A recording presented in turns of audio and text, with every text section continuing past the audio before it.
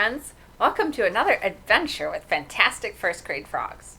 Today I have Tilly the tree frog with me, and usually she's thinking about geometry because she is a tree frog, but today she wanted to help me out with talking about amphibians. You know, one of the 5 classes of vertebrates? You know, the 5 classes of vertebrates, remember? Fish, amphibians, yeah? Reptiles, birds, and mammals? Yes, well, amphibians are one of the 5 classes of vertebrates. That means they have bones in the body and they have a backbone.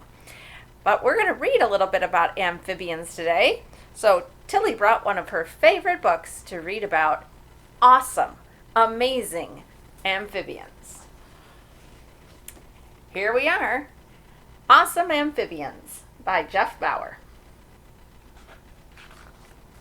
Now this book does have a table of contents.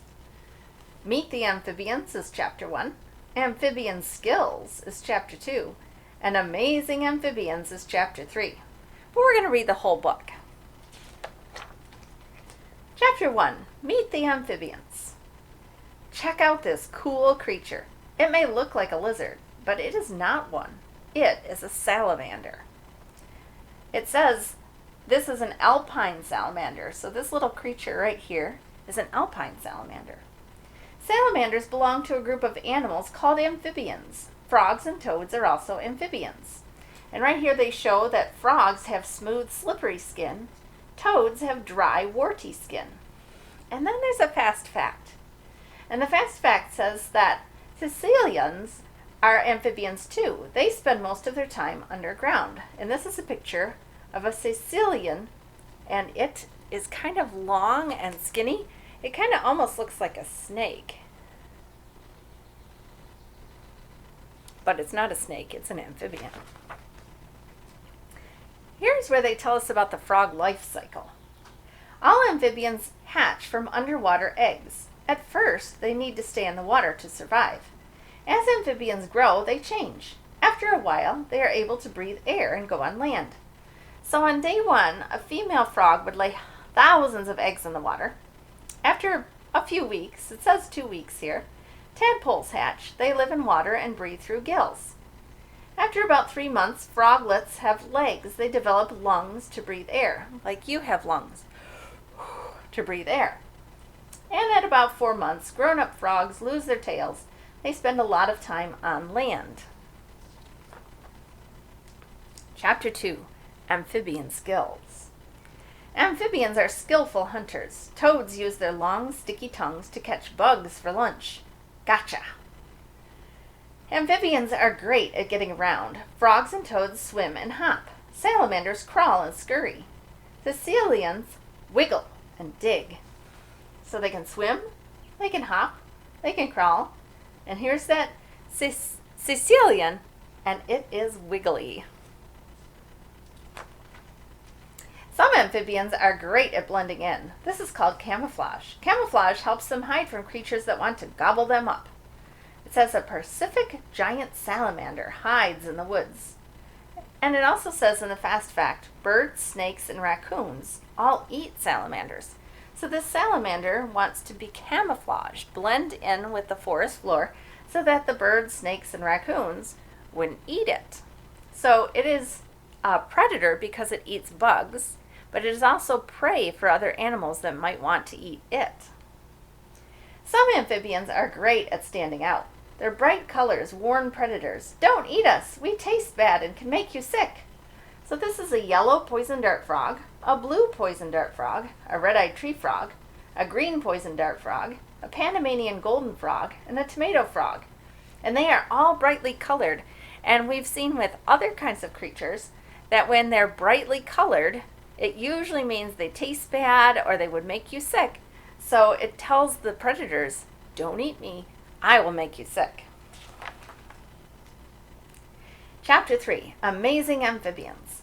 Some amphibians are very large. This type of salamander can weigh more than 50 pounds. Wow, this is a Japanese giant salamander. It's enormous. 50 pounds? That's a big salamander.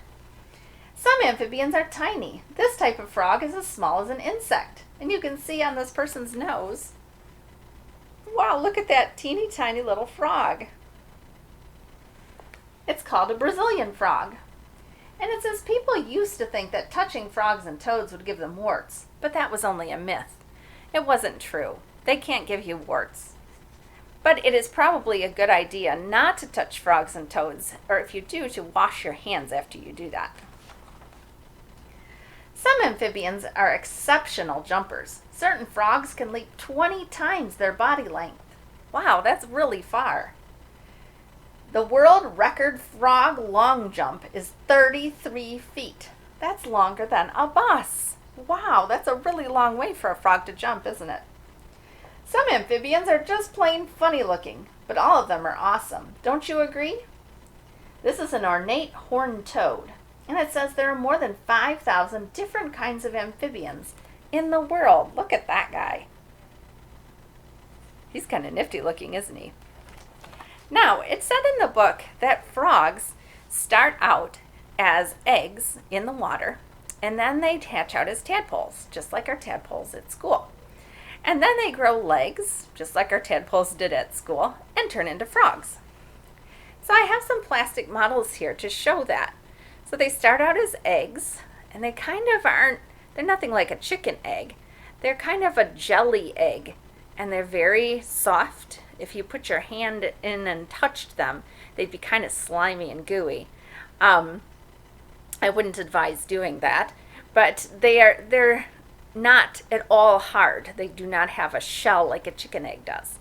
So they have to stay in the water so they do not dry out. Out of the egg comes a little tadpole. And of course the tadpole kind of looks like a little ball with a tail. And we've seen tadpoles before. We have some in our classroom, and we've met the toad tadpoles in the pond video. And they have a teeny little mouth that they eat algae with, and a nice long strong tail, and they have gills in their body so that they can breathe underwater. After a while, the toad or the frog tadpole starts to grow legs. It'll grow back legs first, and then it grows front legs. But it still will have a tail, so it kind of looks like a frog or a toad, but it still has a tail attached to it. And that's when it's called a froglet. So it's kind of still small at this point. It still has that long tail, and so it looks kind of funny. But soon the tail goes away, and then you have an adult frog. No tail. It has its 4 legs. It breathes with lungs. It might spend a lot of time in the water because frogs do like to spend time in the water. But it does need to come out and breathe air because it does have lungs like you do. So if it spent all its time in the water like a fish, it would drown. So it has to come out to breathe air. So let's read one more book about how a tadpole goes through this process. A Tadpole Grows Up by Melvin and Gilda Berger. Do you know this little animal? This little animal is a tadpole. A tadpole grows up to be a frog. Did you know tadpoles are sometimes called pollywogs? Well, they are. Sometimes they're called pollywogs. In spring, mother frogs lay their eggs in water. The eggs are covered with a clear jelly, and here you can see those squishy little eggs. They are not hard at all. They are not hard like a chicken egg. They're just soft and squishy. The eggs grow in the water. They soon become tiny tadpoles. And you can see the little tadpoles growing inside of their egg because those eggs are clear. That jelly is clear. And so you can kind of see the little tadpoles growing up inside their egg. Tadpoles live in water. So at this point the tadpoles have hatched and they've come out of their egg. Each one looks like a little fish. But are they fish? No, they're not fish. Not at all. It says tadpoles breathe underwater like fish, but they are not fish. A young tadpole has a big head and a long, strong tail. It says the tadpole's head and tail are joined together. So it's basically just a head and a tail. And you can see its little tiny mouth down here that it uses to eat algae. Remember, algae is that green goo that grows in water. It's not really a plant, but it's kind of like a plant. And tadpoles just love to eat that stuff. At first, the tadpole holds onto plants with its mouth. Then it uses its mouth for eating. And we can see in the picture its tiny little mouth that it uses to eat. Isn't it interesting that when frogs are babies, when they're tadpoles, they're eating plants, but when they grow up, they eat other animals. Very interesting, isn't that?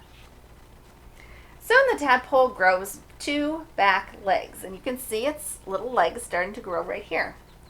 Next it grows 2 front legs, and this is a great picture of how the tadpole grows 2 back legs, and then it starts to grow 2 front legs. Still has its tail, but it does have legs at that point. The tadpole's tail grows shorter.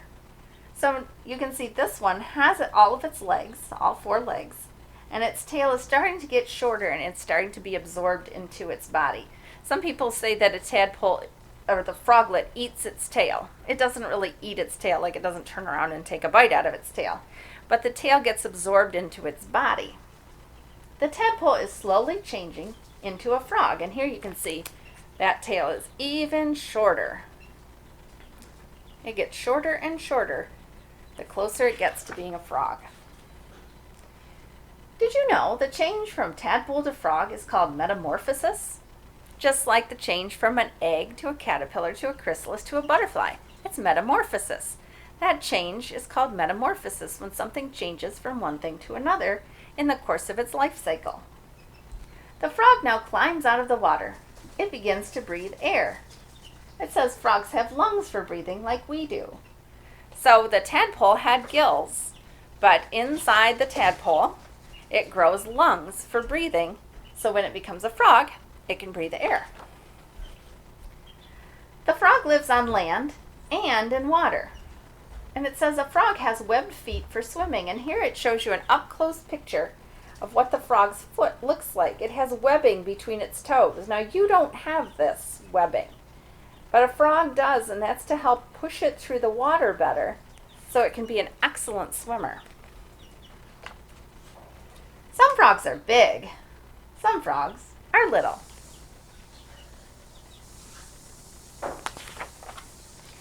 And they come in many colors. We can see these frogs are many colors, just like in the other book. They were many colors.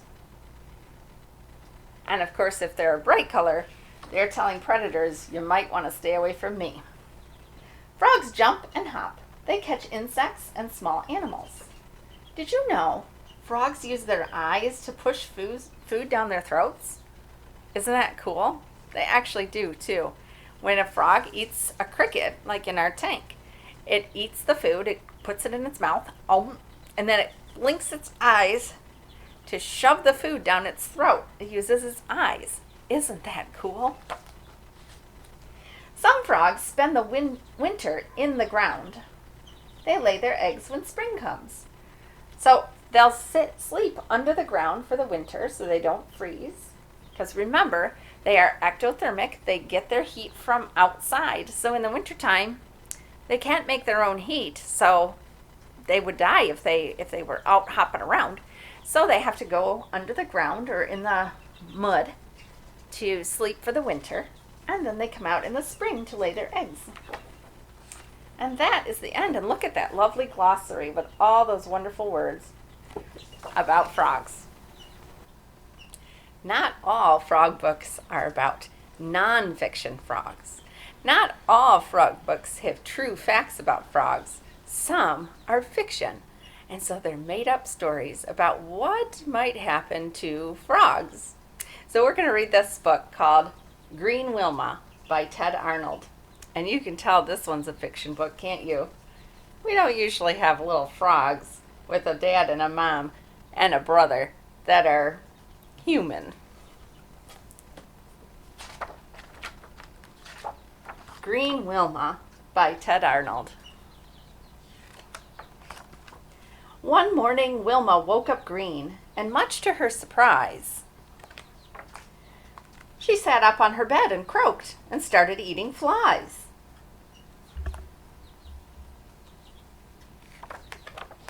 She washed, she dressed, she combed her hair, she quickly made her bed. She hopped onto the breakfast table. "Pass the bugs," she said. "Green children should not go to school," she heard her mother fuss. But out the window Wilma jumped and rode off on the bus.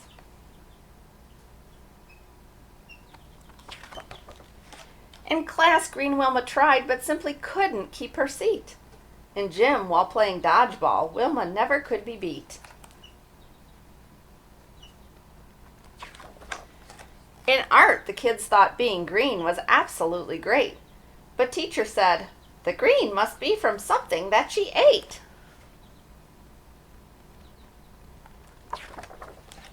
At story time, poor Wilma felt so hungry she could cry. And then she saw on teacher's nose a tasty little fly. She chased it all around the room and up and down the hall and through the lunchroom. That's the place that flies love best of all. The principal yelled, "Stop her! She should know we have a rule. The children aren't allowed to munch on flies when they're in school."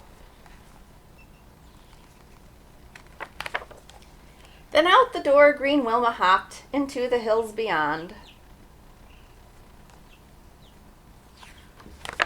And finally she caught that fly up over Miller's Pond.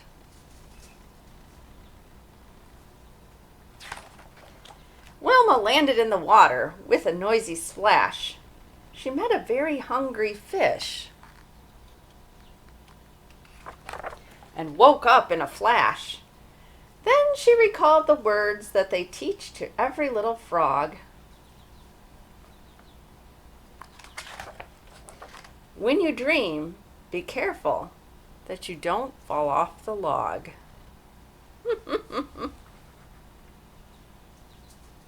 That was silly, wasn't it? Was that a surprise ending? We weren't expecting that she was really a frog having a dream about being a little girl. Oh my goodness, what a silly story. It's fun to imagine what might happen to a frog. Maybe you can write a story about a frog and share it with me.